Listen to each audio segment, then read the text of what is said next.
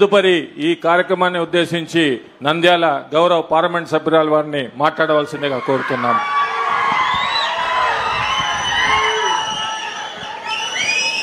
వేదికపై ఉన్న పెద్దలు, మన రాష్ట్ర ముఖ్యమంత్రి వర్యులు నారా చంద్రబాబు నాయుడు గారికి స్వాగతం పలుకుతూ, ఇక్కడ వేదికపై ఉన్న పెద్దలందరికీ స్వాగతం, నమస్కారాలు.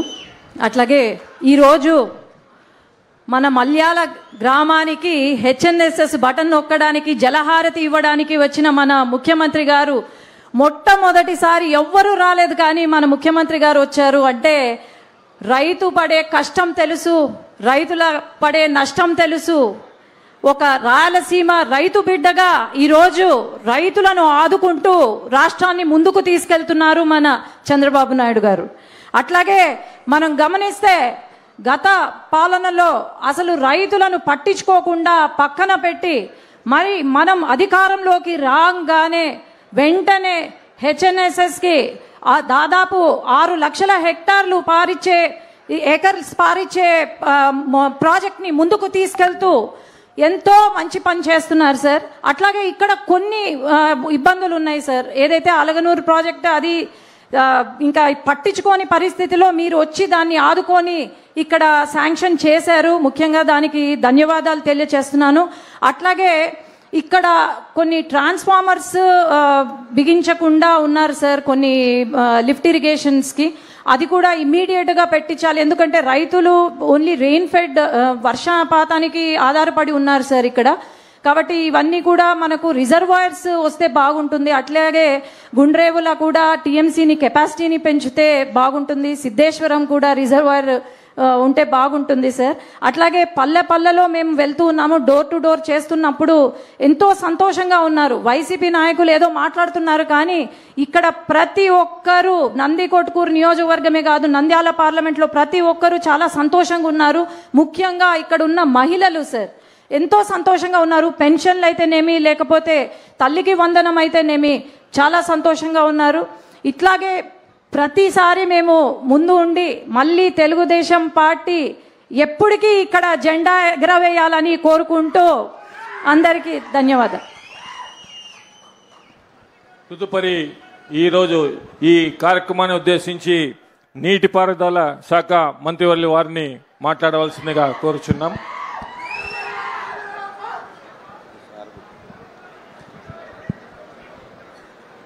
వేదికను అలంకరించినటువంటి గౌరవ ముఖ్యమంత్రి వర్యులు నారా చంద్రబాబు నాయుడు గారికి, అదేవిధంగా వేదిక మీద ఉన్నటువంటి గౌరవ మంత్రివర్యులు, శాసనసభ్యులు, పార్లమెంటు సభ్యులు, అధికారులు, రైతులు, వేదిక ముందున్నటువంటి రైతు సోదర సోదరీమణులకు, పాత్రికేయ మిత్రులకు అందరికీ కూడా నమస్కారాలు. మీ అందరికీ కూడా ముందుగా తెలియజేసుకుంటూ ఉన్నా.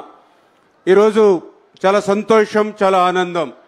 ఎందుకంటే హంద్రీ నివా అంటే రాయలసీమకు ఒక వరం, ఒక జీవనాడి. అటువంటి జీవనాడి అయినటువంటి హంద్రీ నివాకు ఆ రోజు అన్న నందమూరి తారక రామారావు గారి దగ్గర నుండి మరి నారా చంద్రబాబు నాయుడు గారు మరి సువర్ణ హస్తాలతో భూమి పూజ దగ్గర నుండి మరి ఈరోజు 3850 క్యూసిక్ల సామర్థ్యం కలిగినటువంటి పంపుల ద్వారా మరి ఈవేళ హంద్రీ నివాకు నీరు అందించడం అని అంటే ఈవేళ రాయలసీమ మీద చంద్రబాబు నాయుడు గారికి ఉన్నటువంటి చిత్తశుద్ధికి ఇది ఒక నిదర్శనం. ఎందుకు ఈ మాట చెప్తూ ఉన్నానంటే ఆ రోజు 2019 సమయానికి 3850 క్యూసిక్ల సామర్థ్యం కలిగినటువంటి మోటార్లు ఆల్రెడీ బిగించబడి ఉన్నాయి హంద్రీ నివా మీద.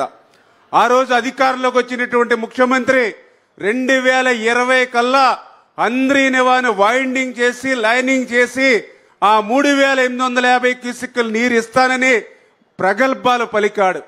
1 సంవత్సరం కాదు కదా, 5 సంవత్సరాలు, 2019 నుంచి 2024 వరకు 5 సంవత్సరాల్లో హంద్రీ నివా మీద ఒక తట్ట మట్టి తీయలేదు, హంద్రీ నివా మీద ₹1 ఖర్చు పెట్టలేదు, హంద్రీ నివా మీద 1 అరబస్తా సిమెంట్ పని చేయలేదు.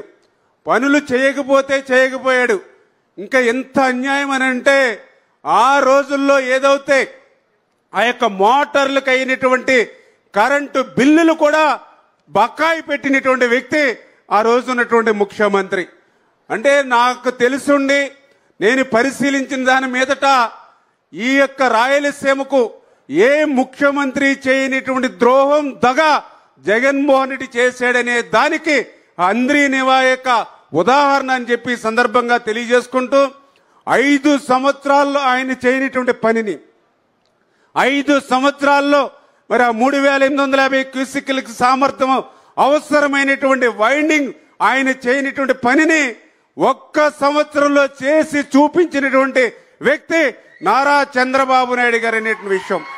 గతంలో కూడా మేము చాలా సార్లు రివ్యూకి వచ్చినప్పుడు ఇక్కడ ఉన్నటువంటి రైతాంగం చెప్పారు, రాయలసీమ వాసులు చెప్పారు, మేము పుట్టినప్పటి నుంచి రాయలసీమలో ఈ యొక్క అంద్రీ నివా మీద ఇంత పెద్ద ఎత్తున డే అండ్ నైట్ మరి ఫ్లడ్ లైట్ల వెలుగులో కూడా ఇంత మిషనరీ ఇంత మ్యాన్ పవర్ తో పనులు జరగడం ఇదే మొదటిసారి అని చెప్పారని అంటే దానికి చంద్రబాబు నాయుడు గారు ప్రతి 10-15 రోజులకి అంద్రీ నివా మీద సెక్రటరియట్ లో రివ్యూ చేయడం గాని క్షేత్రస్థాయిలో కూడా 2-3 సార్లు వచ్చి రివ్యూ చేస్తూ ఇచ్చినటువంటి మాట అంటే 2025 సంవత్సరంలోనే అంద్రీ నివాకు నీరిస్తామని ఏదైతే ఫస్ట్ ఫేజ్ లో చెప్పారో ఆ ఇచ్చినటువంటి మాటకు కట్టుబడి ఆ మాట నిలుపుకున్నటువంటి ప్రభుత్వం మన తెలుగుదేశం జనసేన బీజేపీ ప్రభుత్వం అని చెప్పి మరి ఈ సందర్భంగా మీ ద్వారా అందరికి కూడా తెలియజేసుకుంటూ మరి ఇటువంటి ప్రభుత్వాన్ని